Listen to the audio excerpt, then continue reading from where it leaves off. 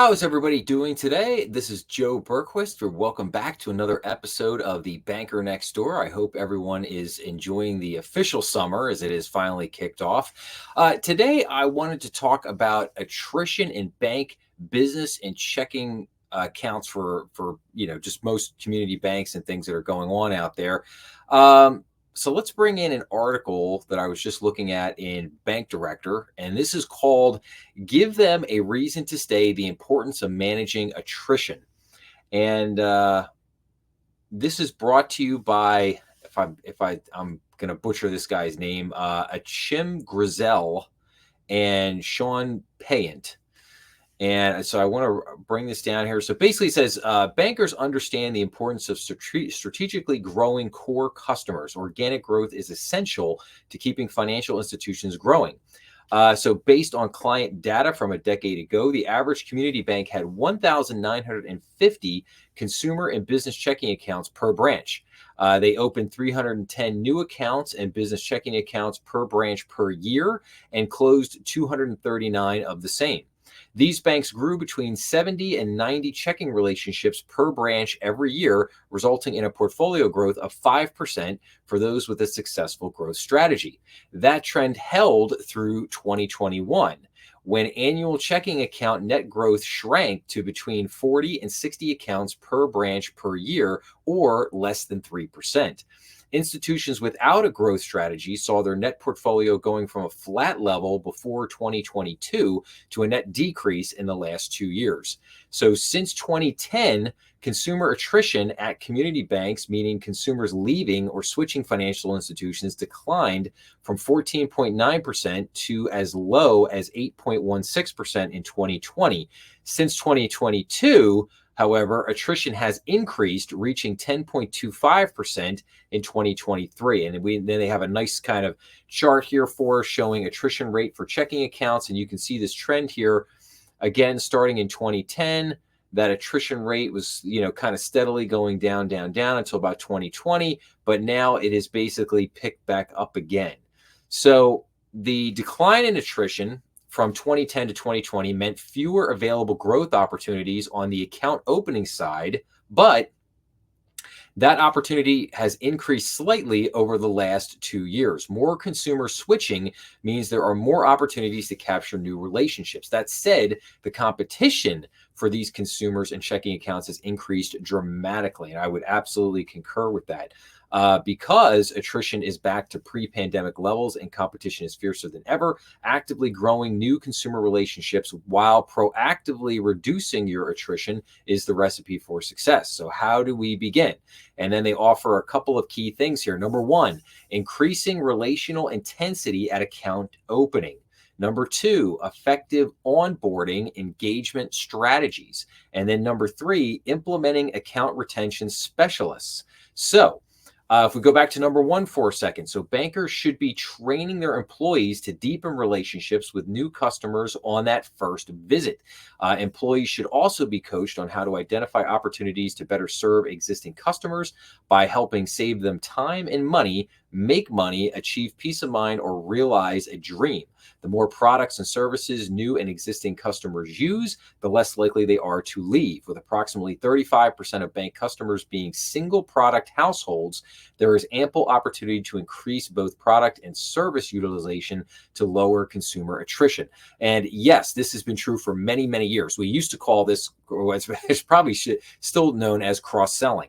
You need to cross-sell the products to the customer, and the more products that a customer has, that makes that relationship they call sticky. It makes it stickier, and therefore the less likely that customer is to leave or to switch banks. So in other words, it's not just having a checking account, but it's having a checking account, getting checks, having debit cards, getting online banking, getting mobile banking, perhaps getting them to open up a savings account or a money market account or a CD, kind of begin that account relationship and get them working, and then eventually head them toward more sophisticated products if you can, in terms of lending, whether they need consumer loans, home equity loans, or if they need business loans, if they're a small business owner, and so on and so forth. So yes, number one, very good. Number two, Effective onboarding. So community banking is about differentiation. Many FIs have commendable onboarding intentions, but lack accountability for execution. This is where technology can support you. As a community bank, your outreach to new and existing relationships should be as personal as possible. Staff and branches should provide personal service supported by automated solutions that catch relationships that fall through the cracks during onboarding. From simple phone calls to automated product offerings, the primary challenge should be to deepen engagement by building genuine relationships. Yes. So this again was a yes. It's a good one. However, I would caution people to remember the failings of Wells Fargo. You have to be very careful about how you set this up. You have to be very careful how you establish goals. Like, what are your monthly goals realistic? Do you have individual product goals, or are they just simply per branch goals, like a team approach? That is very important as to how you set that up. You want to make sure that you are creating very realistic goals for your branch employees to achieve. You don't want to set these ridiculous goals and then set a standard where there is so much pressure on employees to make these goals that basically they feel like that they have to do unscrupulous things in order to hit their numbers to keep their job. So again, this has to be taken, I think, very carefully, and it has to be very thought out and very, there's a lot that has to be considered there. Number 3, implementing account retention specialists.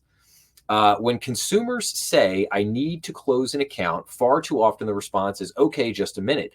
But what if the process was different? What if banks had retention specialists in each branch? Team members who try to learn the reasons behind account closing requests and work to retain the relationships. The answer could look more like this. So, banker, I am sorry to hear that. Please let me introduce you to Karen, who can help with that process. And then Karen, I am sorry to hear you need to close an account. May I ask, is this an account you no longer need, or are you moving the funds elsewhere?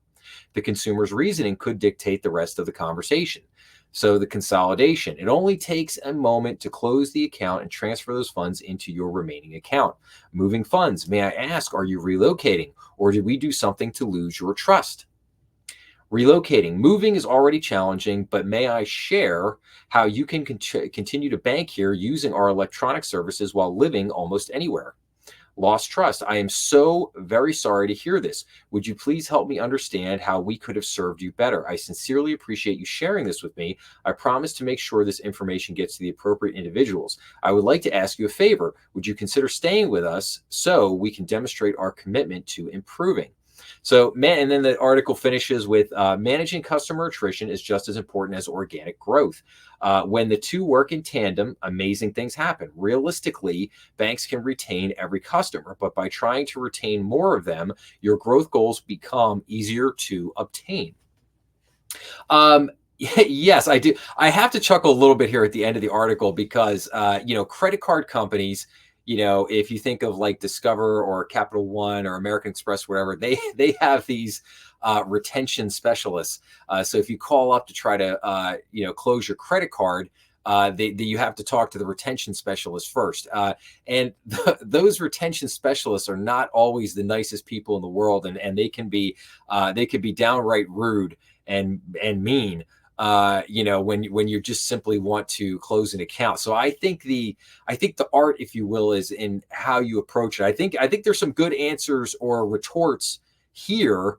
But again, you gotta really work at that to kind of master that, to make sure that you're delivering that the right way. Because I think a lot of people's initial reaction is, I think a lot of people just get, the reason why a lot of banks don't do it is because people just get super annoyed. Like if somebody comes in and says, hey man, I'm moving from Florida and I'm moving to Tennessee. I just need to close my accounts because I'm going to go, open up with a bank that's around the corner from me, wherever I'm moving to, and it's like, oh, wait a minute. Can't we do this? And can't we do that? Whatever. And it's like, no, I just want to close my accounts. Thank you very much. I want to go. So again, I think you just have to be careful and thoughtful with how you go about doing that. The last thing I'll say here is that I find it interesting on strategy. So when I started my banking career, I worked for a bank called Commerce Bank, which was eventually bought by TD Bank in 2007. But the original Commerce Bank, which was based out of Cherry Hill, which was headquartered in Cherry Hill, New Jersey, it was kind of throughout the what they call the tri-state area, which is basically like southeastern PA, Philadelphia market, South Jersey, and then like northern Delaware markets. That account in the late 90s and into the early 2000s just experienced that bank rather Commerce Bank rather experienced tremendous growth, and that bank was adding 55 branches every single year. I think in my time there I think I counted once, I think I did 49 grand openings for the bank. Truly an amazing experience. But their branches, I'm laughing here, they says at the beginning here, like they opened 310 new customer and business checking accounts per branch per year. Commerce Bank used to average 300 new accounts a month per branch. And the bank, Commerce Bank, had one of the greatest strategies that of any bank I've ever either worked for or seen. It just had a tremendous strategy, and one day I'll do a whole episode on that, and I'll talk all about Commerce Bank strategy and why it worked then versus why it wouldn't work now necessarily. But it was Commerce was just an absolutely deposit gathering machine, and that was great. But it also is kind of what led to a lot of the issues they eventually had down the road as well, because they ended up with a kind of a lopsided loan to deposit ratio, and they really had to kind of ramp up lending, and it was hard, and it's kind of so it was an interesting situation. But yeah, so just like I said, just an extra kind of thought there. So again, I hope you'll think about this in terms of kind of the attrition and your organic growth of checking accounts. And I would also say in closing, a lot of these accounts too are being opened up at non-banks. Like in other words, think about like Block, PayPal, Chime.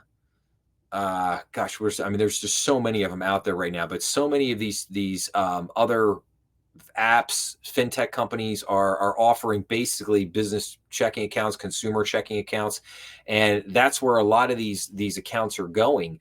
And banks really have to compete against that, and that's really why you're seeing part of the reason why you're seeing this attrition tick up the way it has.